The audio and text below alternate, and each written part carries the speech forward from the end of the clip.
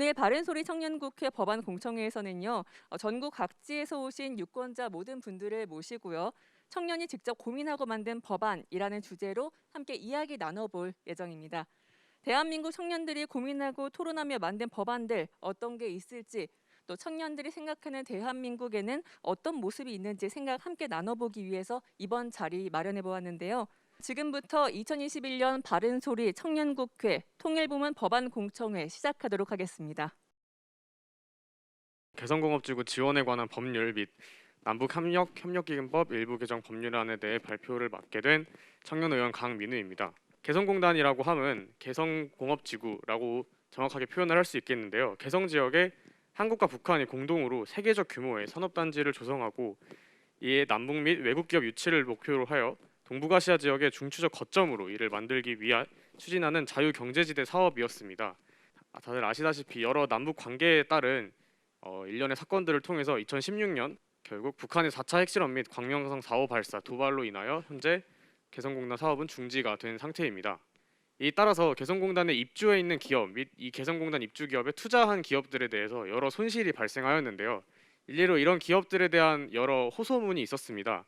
첫 번째, 개성공단 입주 및 투자 기업의 유동자산이 보전되지 않았다라는 점입니다. 또한 실제 입주 기업이 아닌 협력업체에 대한 지원 제도도 미비하였고, 미수금 문제에 대해서도 이것은 정부가 해결할 것이 아닌 기업 간의 문제였기 때문에 사실상 해결 지원이 불가능하다, 이런 정부의 입장에 대해서 여러 호소문이 있었는데요. 이를 기반으로 개성공단에 대한 지원재단이 만들어지고, 이런 지원재단이 지속적으로 피해 실태 조사를 하면서 이런 지원 방안을 지속적으로 개선을 해왔습니다. 이는 역시 입주 기업에 대한 보상 위주였고, 투자 기업에 대한 손실은 실질적으로 아직 등한시되고 있는 상황이라고 할 수 있겠습니다. 그래서 저는 이런 두 가지 법률안을 동시에 제출을 하여서 이러한 문제를 해결해 보고자 하였는데요. 첫 번째 법안은 개성공업지구 지원에 관한 법률 일부 개정 법률안입니다. 이 법률안을 통해서 개성공업지구의 투자 기업에 대한 지원 방안을 다양화하는 것인데요. 이는 두 번째 법안의 개정 법률안과 동시에 이루어져야 의미가 있는 법안이라고 생각을 하는데요. 남북협력기금법을 사용할 것이기 때문에 남북협력기금법 또한 개정 법률안을 제출을 해야 합니다. 따라서 개성공업지구 투자기업을 위한 남북협력기금 활용의 자금 지원 근거로서 남북협력기금법 일부 개정 법률안을 내려고 합니다. 저도 이제 입주기업 피해자분들하고 국회에 있을 때 만나서 그분들의 이 청원도 도와주기도 하고 그랬는데, 그분들 요청도 그때 이제 이 많은 피해를 국가가 항목도 없는 걸 가지고 활용을 하기 어려우니까 이 기금을 좀 활용할 수 있도록 해달라는 그런 것이었는데, 성격이 맞지 않아서 현실적으로 도움을 받지는 못했던 것 같습니다. 약간 제한적으로 찬성 의견도 있고 우려 의견이 분명히 있어요. 왜 그러냐면 개성공단 지구 지원에 대한 방금 남북협력기금법을 사용하자는 거예요. 이제 이 내용을 놓고 보면, 근데 이것이 지금까지 사실 논의가 없었던 게 아니에요. 이미 대단히 오래전부터 이거에 대한 논의는 있었거든요. 근데 이거를 못한 가장 큰 이유가 뭐냐면 타 중소기업과의 형평성과에 관련된 문제였던 거거든요. 이미 특혜 논란이 있는 거예요. 물론 개성공단이라는 것은 대단히 어려운 지역으로 들어갔고 위험 부담을 갖고 간 점이 있지만, 그 공단에 이미 입주하는 그 시점부터 벌써 이미 뭔가 주기 시작했거든요. 타 중소기업과의 형평성에 대한 관련 특혜 논란에 관련된 부분이 분명히 생기거든요. 그러니까 이런 것들을 어떻게 해결할 것인가. 남북 협력이 중단돼서 피해를 보는 게 명시적으로 이제 개성공단은 딱 그 지역이 있고 거기에 활동했던 근거들이 정확하게 남아 있기 때문에 정확하게 식별이 됩니다만은, 그동안에 남북 협력을 해가지고 거기서 이제 경제적 활동을 했던 남측의 주민들이나 소상공인들 많습니다. 이제 그분들을 피해 보상하기에는 그 식별하기도 쉽지도 않고, 또 개성공단에는 또 남북 협력 기금까지 헐어서 피해 보상을 해주는데, 그럼 그분들은 또 어떻게 할 것인가? 그냥 자력 구제해라라고 놔두는 게, 이게 뭐 법률의 취지는 좋습니다만은 이제 그런 부분들에 또 사각지대가 생기고 또 다른 문제 제기를 양산할 수 있는 것, 이제 이런 부분들까지도 좀 고려가 되어야지 남북 교류 협력 사업을 할 때 남측의 사업자들이 보다 안심하고 뛰어들 수 있는 이제 그런 토대가 될 것 같습니다. 안녕하십니까. 저는 이번 2021년 바른소리 청년국회 법안공청회 통일부문에 참가하여 남북관계 발전에 대한 일부 권고 개정안의 발표를 맡게 된 김진우 청년위원입니다. 남북관계 발전에 관한 법률은 대한민국은 통일을 지향하며 자유민주적 기본 질서에 입각한 평화적 통일 정책을 수립하고 이를 추진한다라는 대한민국 헌법 제4조의 내용을 구체적으로 실행하기 위해서 2005년에 제정된 2006년에 시행되고 있습니다.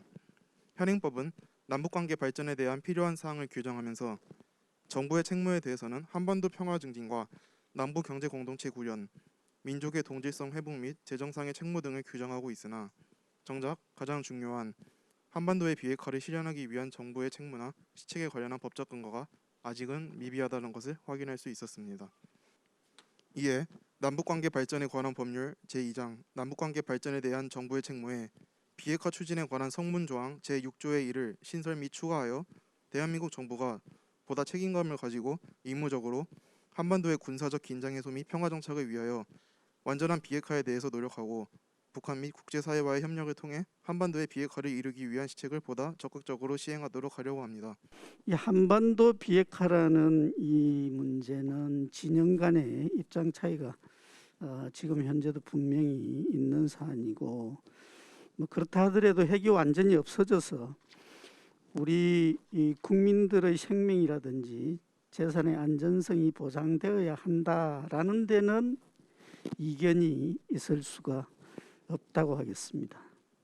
한반도 비핵화에 대한 것은 전 절대적인 반대예요. 그 한미 정상회담 할 때도 한반도 비핵화를 할 것이냐 북한 비핵화를 할 것이냐 이런 논쟁에서 한반도 비핵화라는 단어를 끄집어냈죠. 이것들이 대단히 논란이 대상이 될 수 있어요. 물론 우리가 91년, 92년도에 한반도 비핵화 선언을 했지만 이 한반도 비핵화라는 단어는 대단히 조심스러운 단어, 개념적인 차이가 있고 또 일부에서는 북이 한반도 비핵화라는 단어를 갖고 악용을 한다라는 이야기를 하고 있거든요. 국가가 해야 되는 책무로 아예 못을 박는다는 건 대단히 위험할 수 있다는 거예요. 두 번째는 뭐냐면 남북관계 군사적 긴장과 평화를 위해서 한반도 비핵화라고 했는데 한반도 비핵화가 되면 군사적 긴장과 평화가 해제가 되나요? 우리 대부분 다 그런 생각을 많이 하고 있거든요. 근데 사실 그게 아니에요. 우리가 통일이 안 되는 게 핵 때문에 통일이 안 된다는 생각을 많이 하시는 것 같은데 그렇게 생각하시면 아무것도 못해요. 그래서 저는 자칫 이것을 잘못 넣으면 마치 한반도 비핵화가 모든 것을 가로막고 있는 것이 되어버리는 거예요. 그 완전한 비핵화라고 하는 것이 그 범위가 좀 모호한 것이죠, 사실은.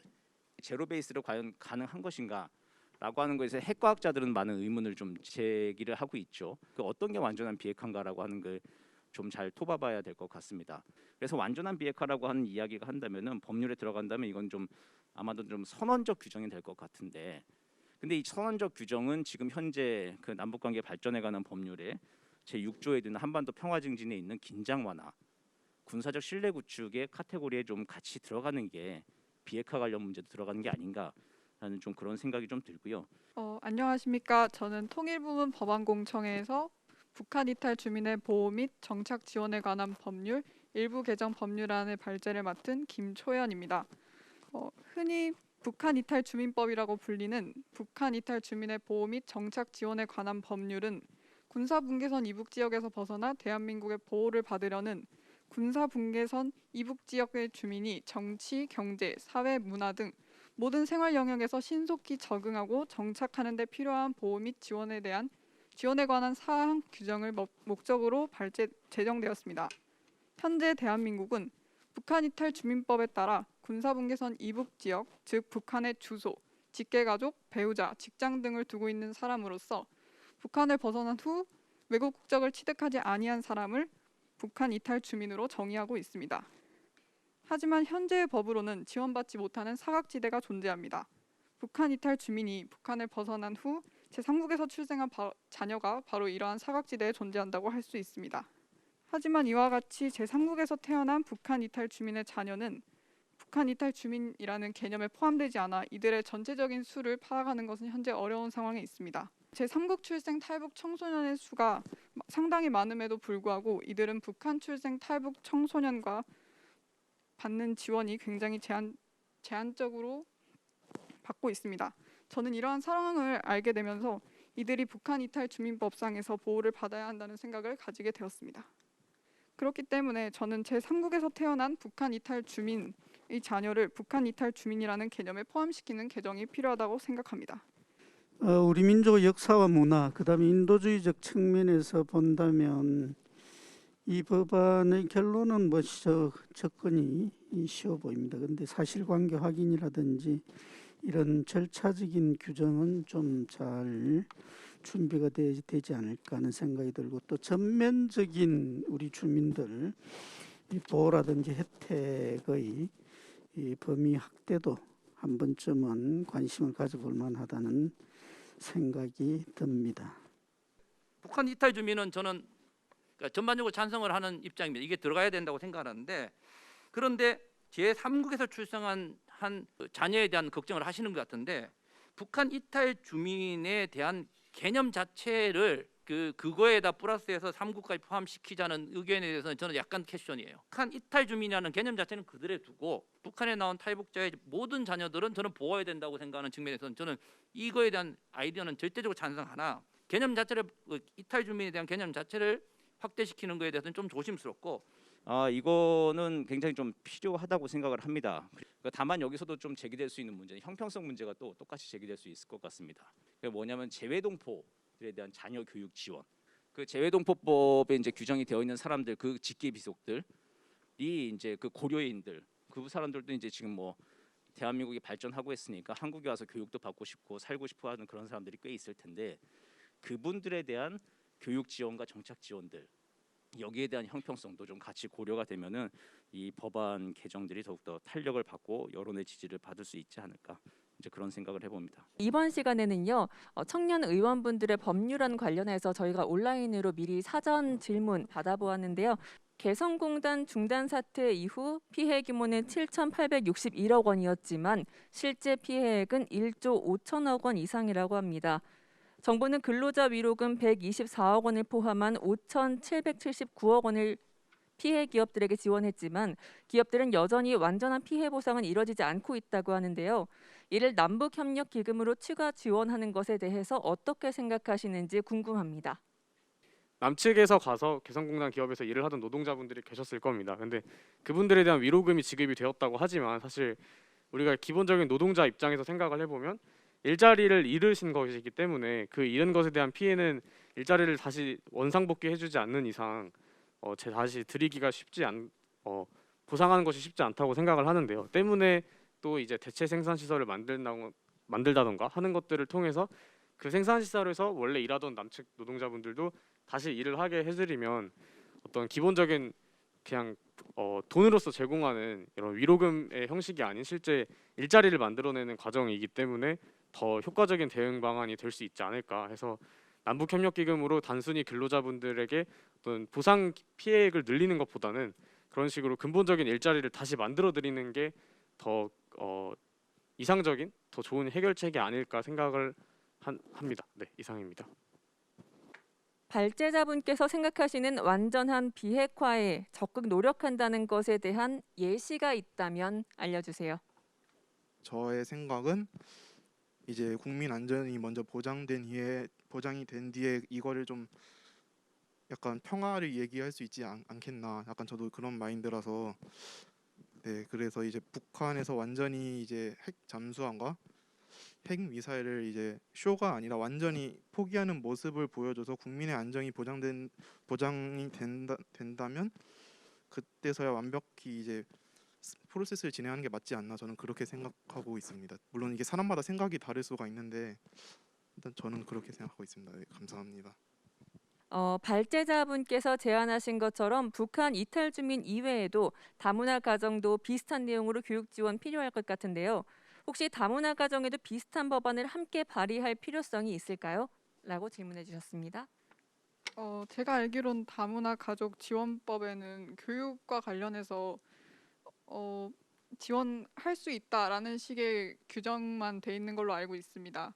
그래서 저는 북한 이탈 주민에 대해서 교육부 장관과 혹은 뭐 관련 중앙행정기관의 장과 협의를 해야 한다라는 식으로 발제를 하였는데, 처음에는 다문화 가족에도 비슷한 적용을 해야 한다라고 생각했습니다. 하지만 전문가 패널분들의 말씀을 듣고 그 당사자들의 정서적인 부분까지 고려하지 못했다는 걸 생각해 보면 우선은 더 많은 협의가 필요하지 않을까라고 생각합니다. 이상입니다. 네, 그럼 이제 마무리 발언 순서 진행하도록 하겠습니다. 오늘 법안 공청회 진행하면서 느끼신 소감 정리해서 짧게 발언해 주시면 되겠습니다. 저는 기존에 생각했던 법안들을 발제할 수 있는 기회가 주어져서 너무 좋기도 했고, 우선 전문가 패널 분들을 통해서 형평성 문제 혹은 정서적인 문제와 같은 현실적인 문제를 생각해 볼 수 있는 계기가 되어서 굉장히 영광이었다고 생각합니다. 이상입니다. 이제 제 주변 청년과 제 주변 세대는 이제 저랑 비슷한 입장인 분들이 많아가지고 반대 의견을 들어보는 게 좀 힘들었었는데, 이번에 이제 솔직하게 반대 의견을 들어주셔가지고 제 생각이 완전히 맞은 거는 아닐 수 있다라는 것을 깨달게 해주셔가지고 진짜 감사하게 생각합니다. 무조건적인 찬성보다 최대한 어떤 일부러라도 반대를 하는, 물론 아주 합리적인 반대였지만 이런 식의 입장이 저희가 성장하는 데 훨씬 큰 도움이 될 거라고 생각하기 때문에 매우 좋은 기회였고 감사한 기회였다고 생각합니다. 네. 나중에 이제 청년 의원님들도 혹시 이제 진짜 국회의원이 되고 하시면은 그때 이제 지역구도 있을 거고 정당도 있을 거고 해서 좀 이해관계 때문에 아마 지금처럼 이렇게 자유로운 토론들 하시는 그 환경과는 조금 다를 수도 있겠습니다. 하지만 이제 오늘 이 자리 좀 생각을 좀 하시고 그런 자리에 가시더라도 정말 생산적이고 건설적이고 미래지향적인 의정 활동들 좀 하실 수 있는 기초가 되는 그런 경험이 되었으면 좋을 것 같고요. 저도 오늘 굉장히 좀 뜻깊게 많이 잘 배웠습니다. 감사합니다. 그냥 일반적인 법원 국내의 요인들일지 모르겠지만 남북 관계는 우리 남쪽도 생각해야 되지만 북도 생각해야 되고 심지어는 미국도 생각해야 되고 한미 동맹도 생각해야 되고 여러 가지 측면에서 이게 같이 돌아갈 수 없는 딜레마가 있죠. 그래서 참 어려운 것 같습니다. 그런데 그 핑계를 다 대면 아무것도 할 수가 없어요. 그래서 특히 이런 아주 복잡한 우리가 문제를 풀어가는 데 있어서 조금 열린 생각을 갖고 맞고 틀림이 아닌 다름을 인정하고 그 속에서 사회적 동의와 그걸 뛰어넘은 합의를 이끌어낼 수 있는 여러분들의 모임이 됐으면 합니다. 예, 감사합니다. 오늘 우리 청년 의원님들과 함께한 통일 부분 법안 공청회 기대만큼 의미가 있었습니다. 남북 관계에 있어서 북한을 어떻게 평가하느냐, 대립하면서도 통일로 하나가 되어야 하고 또 그 과정에서 협의의 이 파트너입니다. 그때까지는 양측의 안전이 보장되어야 하고 서로가 또 베풀고 할 수 있는 부분을 중심으로 문을 열어나가야 한다는 생각을 하고 있습니다. 오늘 우리 청년 의원님들의 이상적이고 고뇌에 찬 목소리가 현실 정치권에도 울림이 되어서 어떤 형태로든 성과가 있었으면 좋겠다고 생각을 합니다. 함께해 주신 우리 청년 의원님, 그리고 오늘 두 분 교수님, 진행자와 관계자 여러분들 다들 수고 많으셨습니다. 네, 그럼 이것으로 2021년 바른소리 청년국회 통일부문 법안공청회 폐회를 선언합니다.